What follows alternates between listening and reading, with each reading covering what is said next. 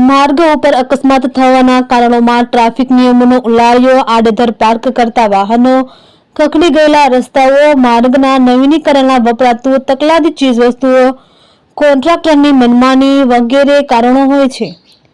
આવું બધું પ્રશાસન અને ચૂંટાયેલા લોકોની નજરમાં આવે છે અને જનતા ફરિયાદ કરે તો થઈ જશેના જવાબો આપી દેવાય।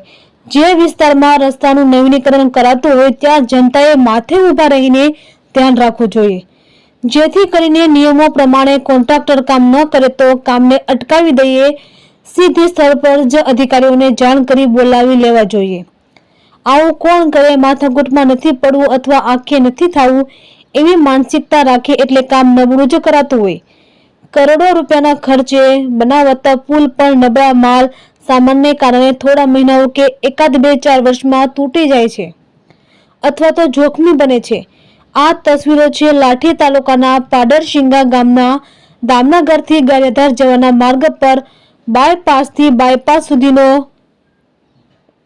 120 કિમી જેટલો રોડનું નવીનીકરણ કર્યાને હજુ 3 વર્ષ જેટલો સમય થયો છે, ત્યાં તો વાહન ચાલકોના હાડકા ખોખરા કરી નાખે અને સ્પર પાટસ ઢીલા કરી નાખે એવો રસ્તો થઈ ગયો છે।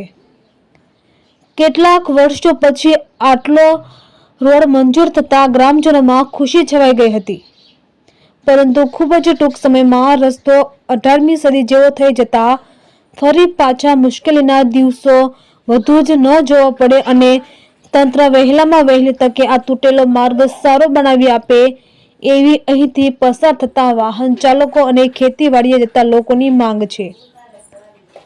રિપોર્ટર અતુલ શુક્લ, દામનગર।